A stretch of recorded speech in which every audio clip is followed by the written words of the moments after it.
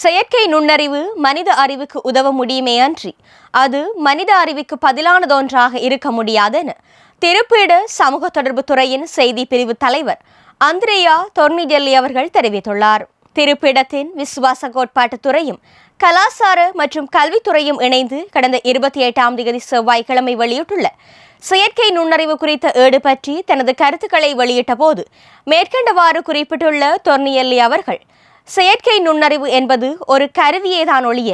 தனித்து நின்று இயங்கும் அல்லது சிந்திக்கும் ஒன்றல்ல என்பதால் அதற்கு மனித குணநலன்களை சூட்டுவதோ நுண்ணறிவு என்ற பெயரை சூட்டுவதோ சரியல்ல எனவும் எடுத்துரைத்துள்ளார். அத்துடன் செயற்கை நுண்ணறிவு என்ற மென்பொருள் உண்மை தன்மைகளை புரிந்து கொண்டு முடிவெடுக்கும் ஒன்றல்ல என்பதை சுட்டிக்காட்டிய தொர்னிடெல்லி அவர்கள், உருவாக்கியவர்களின் கட்டுப்பாட்டின் கீழ் இருக்கும் இது தானாகவே எதையும் உருவாக்கும் ஆற்றலற்றதொன்றாகவும் ஒழுக்க ரீதியாக ஆய்ந்தறியும் தன்மையோ பொறுப்புணர்வையோ தனக்குள் கொண்டிருக்கவில்லை எனவும் சுட்டிக்காட்டியுள்ளார்.